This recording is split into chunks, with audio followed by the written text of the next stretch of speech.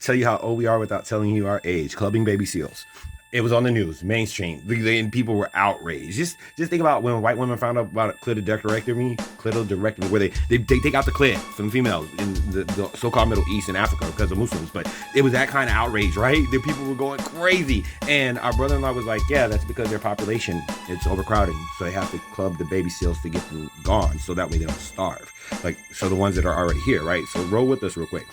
There's a couple of nations where the colonizers imported more colonizers to change up the color scheme and kill off the indigenous people through breeding. They bred them out by telling the quote-unquote half-breeds that they weren't really like the indigenous, even though that's not true because colonizers can't come over. Now, about a decade ago, your boy Umar had wrote his thesis that was in contradiction to the fact that there was not enough food, famine was going to be ensuing or what have you. But the reason he had to write said paper or elect it to is because there was something that was already floating around that people were calling a conspiracy theory, where they were talking about we're overpopulated, there's not enough food, there's not enough resources. This is why he was talking about the eugenics that was going on in Africa, and it's because Africa is not even Africa in most places. It's either white or Muslim. Like, it gets hinky, but not the point. The point is that they've been testing and injecting and educating African women over African men and adjusting the African population globally to kill us off. And ironically,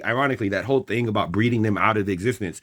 See, it works when black people keep telling so-called half-breeds that they're actually black instead of the half-breeds being half-breeds, ergo not black. Because Negroes, y'all we look at this corner that your leadership is painting y'all in. Well, all of us, because we're a part of it, regardless of if we agree with the idiocracy of it all or not. But just again, to reiterate, from a tactician, like a mindset, military troubleshooting, whole nine, right. The enemy of my enemy is my friend. And white people are an enemy to everybody. Negroes, the people of the global majority, they're just alike. So if the enemy thinks that there's too many of us here, who are they going to be saving in the whole rigmarole? Because see, just like the cabinet members are excused or whatever, it's like mind your business when the came to the cabinet members, the higher up, but all other federal employees need it. You see, because when they're talking about there's too many people, it's not their people that there are too many of. It's you. That you are part of the too many. You are part of too many. So in this though, so then that's a mutual enemy. You understand? That's why when white folks are like, it's not white people, it's the elite. It's like, well, who set up the system and who's been supporting the elite? It's just like when feminists come up and they're like, oh, but black women are our allies. It's like, when? No. Like, when?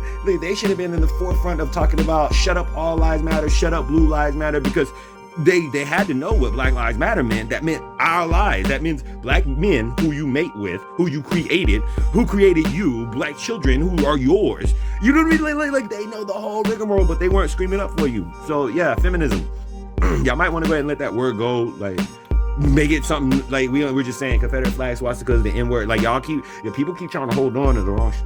Anywho, you should know the Joe by now. Like this, comment to add value. Send this to your peoples. Follow this account. Good talk. Glad we had it. REX